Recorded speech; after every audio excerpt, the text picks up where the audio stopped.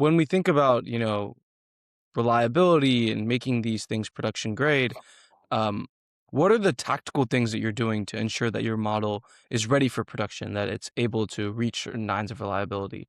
And do you have any tips that you can share, with other folks on how they just might do that? That's a very good question because when we build AI for production, we have to make sure that it is designed for production in the first place.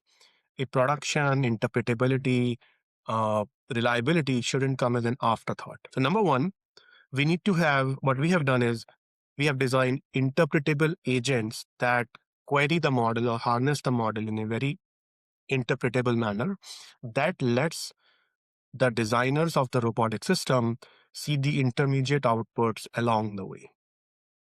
And that's a very powerful way of making sure that parts of the system pass the test. System can be end to end. It has to function fully. Everything has to be referring to the same matrices, the same tensors. However, we need to be able to have unit tests on components because there's industry requirements in some of the cases. So that's part number one. Part number two is we have to ensure that those models meet the performance standards. So what the AI models are really good at is creating a soft ranking or guesses on things. That was the case on previous generation AI when it was giving probabilistic outputs. And that is the case today when it is giving probabilistic outputs. Every time you ask the question, it will be a variation. It's very hard to get it to get to 99.999%. So the way we have designed our model is that we have taken the AI traditional models and combined that with physics informed approaches. So now models have access to data driven knowledge, but also physics driven knowledge that it has learned.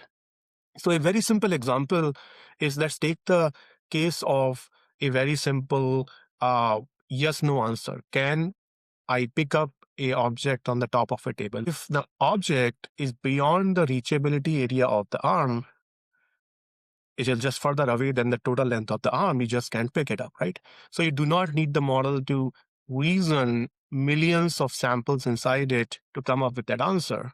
Model can cut short its thinking and say, oh, now I know the kinematics of the arm and its reachability. So I need to reason with that in mind. Now, suddenly with combining those two approaches, what happens is you are getting that 99.99% grounding in reality along with the power of the AI. So those two things combined together, interpretability through agents and reasoning with physics, is allowing our models to get to production faster.